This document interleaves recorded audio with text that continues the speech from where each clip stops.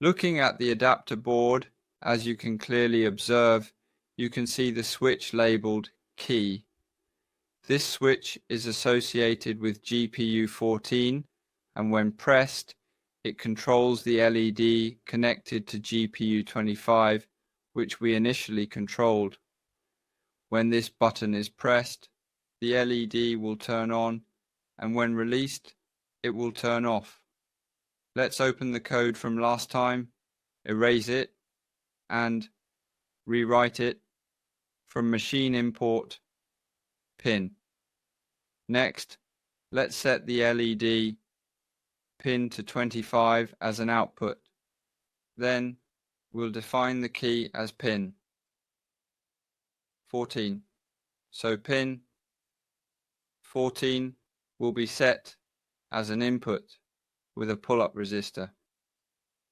Now, while true, this means that when the switch is not pressed, the state is high, and when the button is pressed, it changes to low or 0.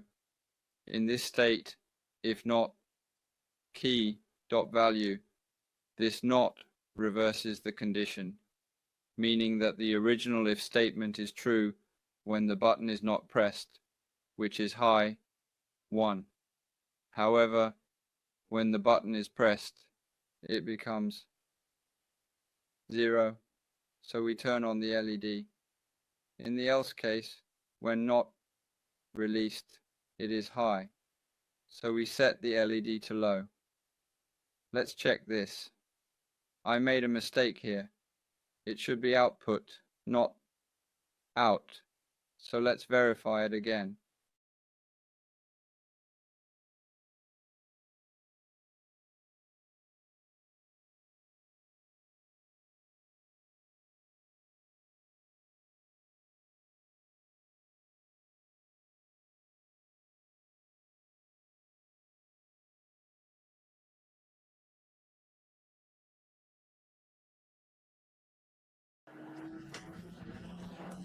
Right now, it's running, and in this state, when I press the key, it turns on, and when I release it, it turns off.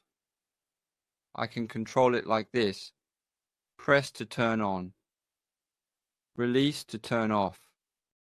This time, I use MicroPython to control the LED and switch of the Raspberry Pi Pico. I will come back with another topic next time.